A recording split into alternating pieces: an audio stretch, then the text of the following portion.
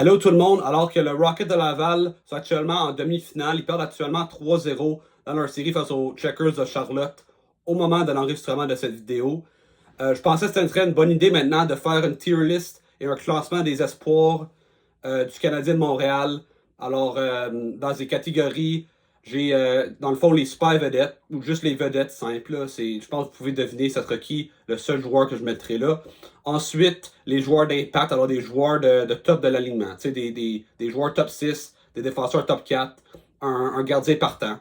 Ensuite, un joueur complémentaire, donc des joueurs de milieu d'alignement. Alors, peut-être un joueur de troisième, tu sais, bas de deuxième, tu sais, un joueur de bas de la moyenne d'un deuxième trio, un très bon joueur de troisième trio, un défenseur de deuxième paire, numéro 4 genre. Puis, admettons, un gardien de but 1B dans un tandem. Ensuite, joueur de soutien, alors un joueur de bas d'alignement, troisième, quatrième trio, troisième paire, gardien numéro 2.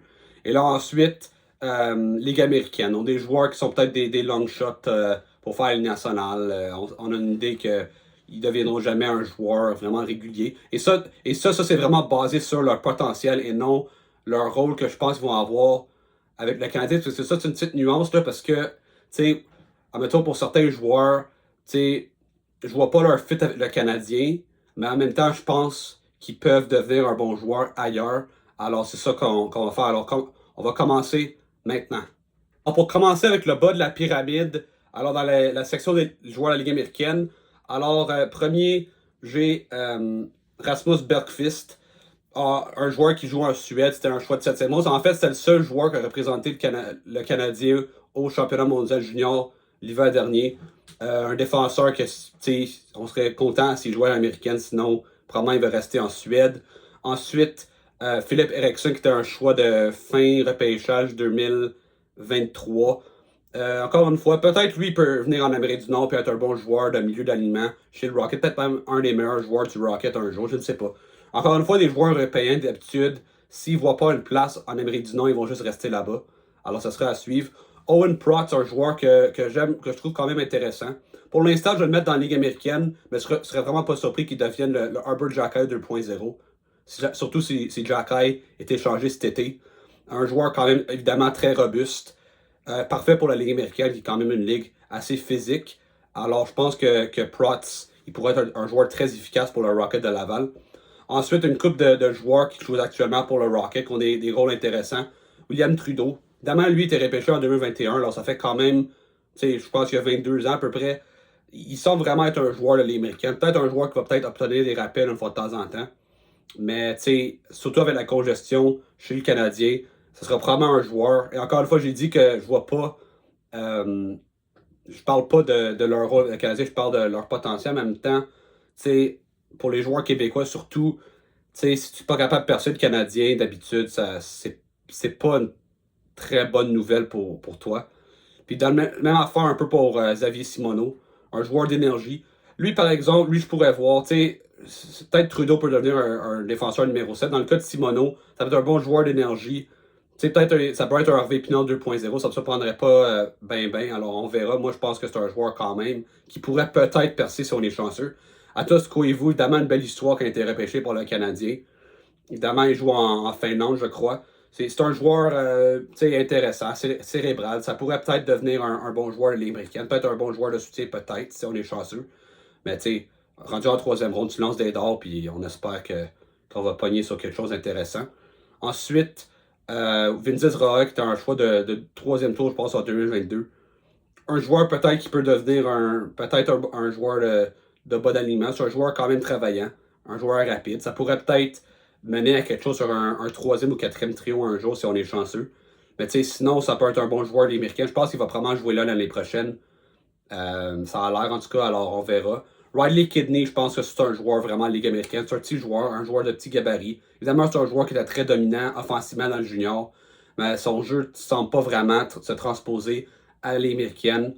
D'habitude, pour un attaquant, rendu à l'an 2 ou 3 dans la Ligue américaine, d'habitude, tu es censé te produire. Puis si tu ne produis pas, les chances que tu deviennes un joueur offensif dans la LNA sont très faibles. Puis pour moi, il n'y a pas le profil d'être un joueur de quatrième trio d'énergie. Alors pour moi, ça va vraiment être un joueur américain.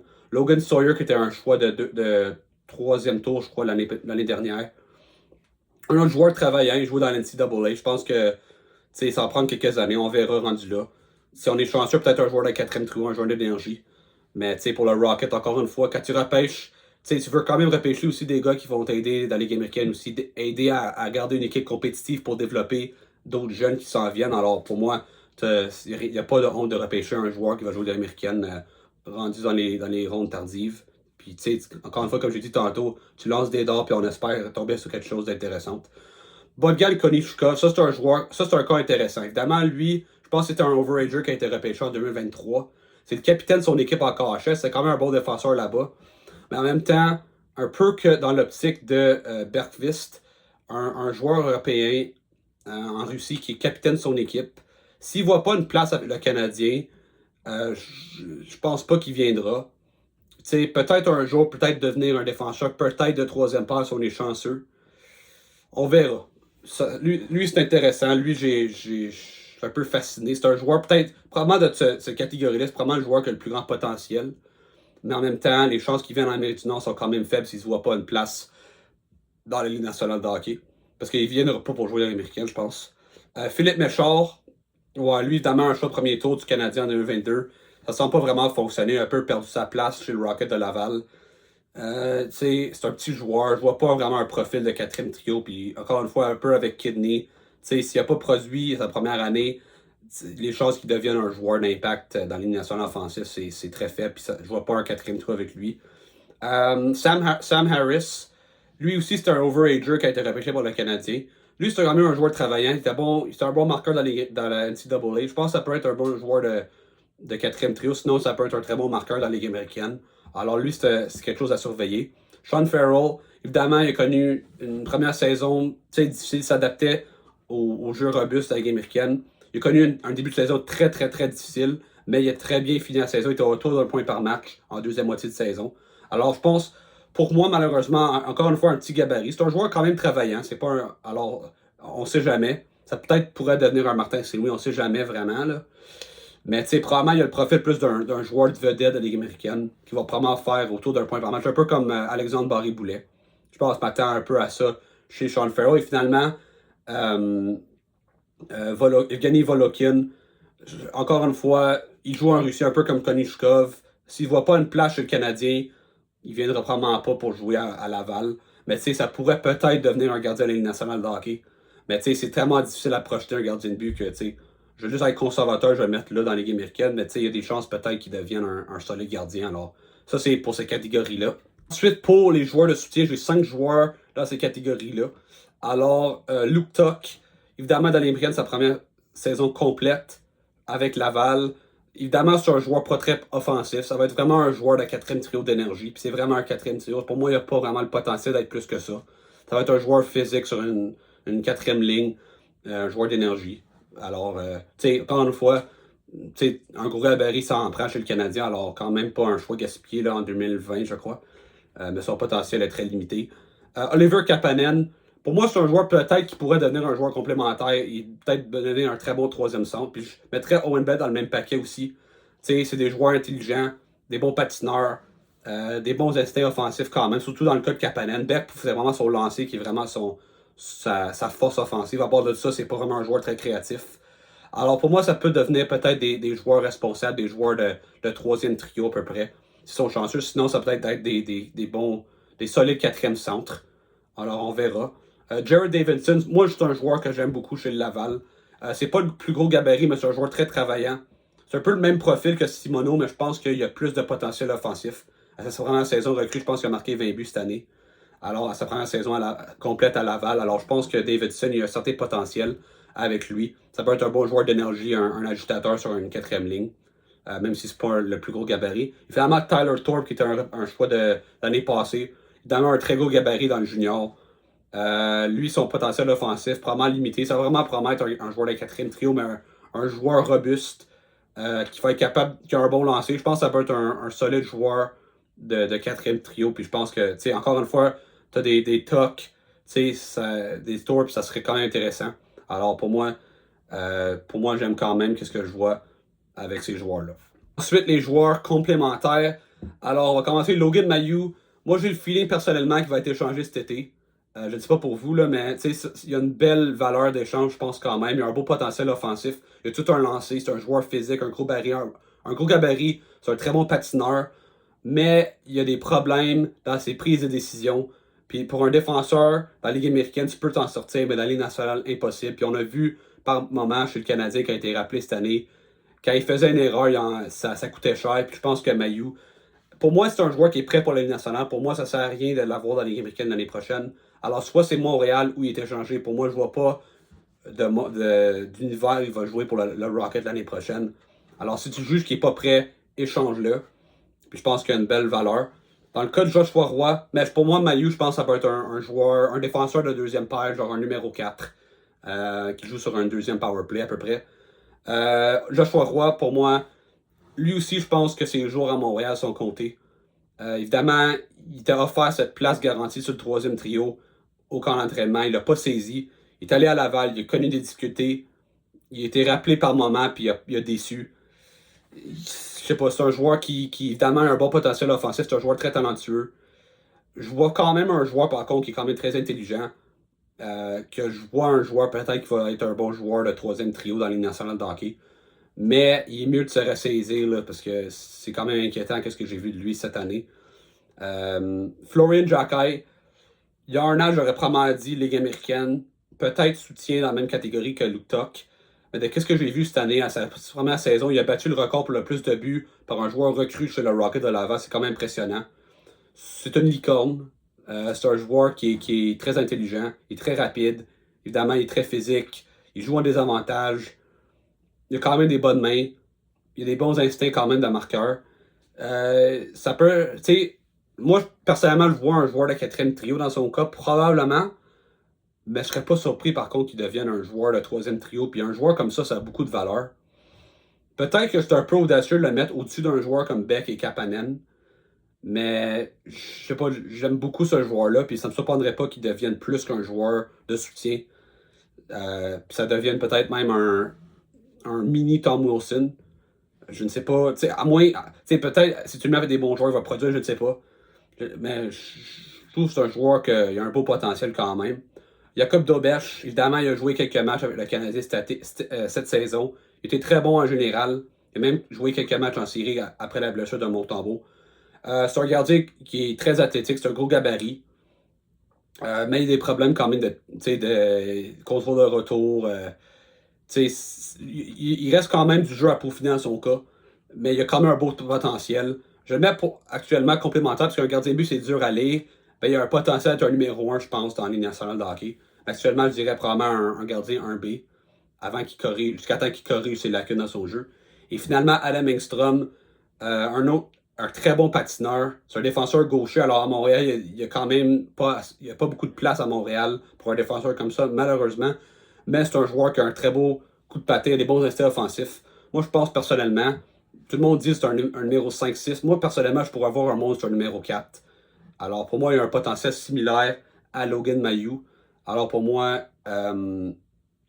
Engstrom, je l'aime beaucoup. Alors, moi, personnellement, je pourrais voir un bon numéro 4 ou quelque chose avec Engstrom. Là, finalement, des joueurs d'impact, j'en ai ciblé 3. Alors, David Reinbacher, qui était repêché, évidemment, 5e en 2023. Évidemment, un choix controversé. Mais pour moi, je trouve que c'est un joueur qui est très sous-estimé. Pour moi, si tu t'attends à un Bobby Orr, dans son cas, tu vas être très, très, très déçu. Mais si tu t'attends à quelqu'un de fiable, un bon patineur, une bonne première passe, des bons instincts offensifs, malgré le fait que c'est pas un joueur flashy, tu vas être récompensé. Pour moi, c'est un joueur qui offre tout de ce que tu veux voir d'un défenseur dans la Ligue nationale d'aujourd'hui, dans le temps moderne de la Ligue nationale. C'est un joueur très intelligent. Évidemment, il est très bon pour une première passe. C'est un joueur qui a un très bon lancer sur réception. On a vu quelques fois dans ces séries-là, il y a tout un lancer sur réception. Juste un très bon lancer en général. Évidemment, c'est un excellent patineur. Moi, personnellement, Reinbacher, je le vois comme étant le partenaire idéal à Allen Hudson dans 2-3 ans à peu près. Moi, je pense que c'est un joueur qui cogne à la porte pour le Canadien l'année prochaine. Je pourrais voir un monde où le Canadien décide de le garder à l'américaine pour au moins une demi-saison en raison du fait qu'il a manqué tellement de matchs lors des dernières années en raison de blessures. Mais pour moi, c'est un joueur que j'adore, puis il est très sous-estimé. Puis pour moi, je pense que il va être meilleur qu'on pense. Moi, personnellement, je suis persuadé que Reinbacher va devenir ce défenseur qu'on recherche depuis longtemps. Évidemment, il ne sera pas Lane Hudson, mais il va être un partenaire, un complément parfait pour ce joueur-là.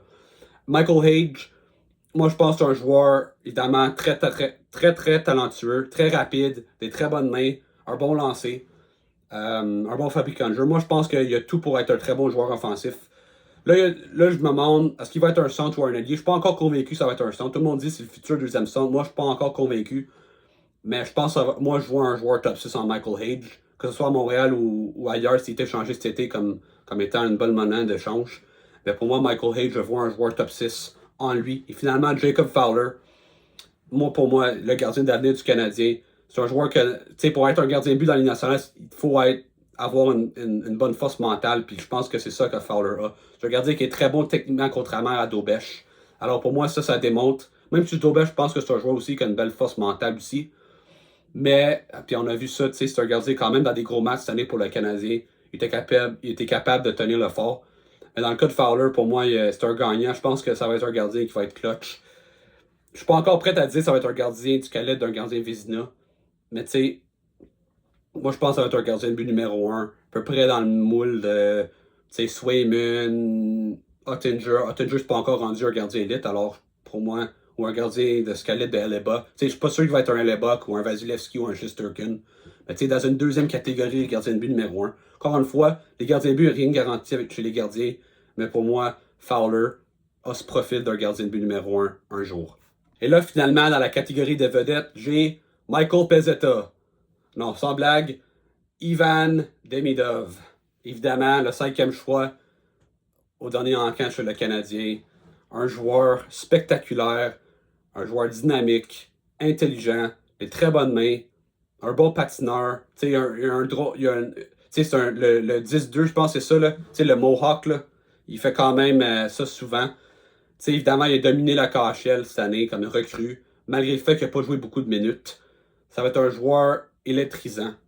Tu sais, on voit Kucherov. Tu sais, dans les dernières années à Montréal, là, tu sais, quand les équipes visiteuses venaient ici pour jouer contre nous autres, d'habitude, c'était tout le temps eux autres qui avaient le meilleur joueur sur la glace. Puis on était tout le temps jaloux. Ben là, on a Lane Hudson cette année qui va probablement gagner le Calder. Il va gagner le Calder, OK? Puis après ça, t'as Ivan Demidov qui va jouer avec lui dès l'an prochain. Pour moi, c'est un joueur franchise. Un joueur qui change le visage d'une organisation. Pour moi, ça va être le Kaprizov. Pour moi, je vois absolument un Kirill Kaprizov en lui. Kucherov, pour moi, sa production, peut-être ça pourrait se rendre là. C'est pas exactement le même style de joueur. Kucherov, c'est plus un joueur de ralentir le jeu. Alors que Kaprizov, c'est plus un joueur qui accélère le jeu. Puis je pense que c'est ça que je vois en Demidov. Son potentiel offensif, écoute, probablement au-dessus de 120 points, honnêtement. Là. Surtout avec le Canadien qui va être un club pacté, je pense, d'ici 2-3 ans. Ça va être un joueur qui va faire une tonne de points, probablement être un marqueur de plus de 40 buts. Alors, pour moi, c'est tout un choix de repêchage. Puis, je comprends toujours pas à ce jour comment que les Blue Jackets ont pu laisser passer ce gars-là pour un gars que, oui, il avait un bon potentiel en Lindstrom, mais boy. Comment que tu prends un gars qui a des problèmes au dos avant un joueur de la trempe d'Ivan Demidov, c'est incompréhensible. Et c'est une excellente nouvelle pour le Canadien parce qu'on on a enfin ce joueur-là qu'on attend depuis qu'il a fleur dans les années 80. Alors, tant mieux pour le Canadien. Puis, ben c'est ça. Ivan Demidov, l'année prochaine, va gagner le Calder, je pense. Puis, je pense que ça va être. Mais là, il faut aller trouver un centre pour jouer avec lui. C'est ça le prochain défi pour le Canadien. C'est ça la prochaine tâche pour Ken Hughes. Mais je suis convaincu qu'on va pouvoir le faire puis bien entourer ce gars-là parce que c'est un joueur spécial. Alors, ça met fin à cette vidéo. Laissez-moi savoir dans les commentaires quel est votre classement des espoirs. Est-ce que vous êtes d'accord avec le placement de ces joueurs-là? Est-ce que vous aurez mis un joueur plus haut, plus bas dans cette liste? Alors dites-moi. N'oubliez pas de liker et de vous abonner à ma chaîne YouTube. Et on va se voir pour une autre vidéo.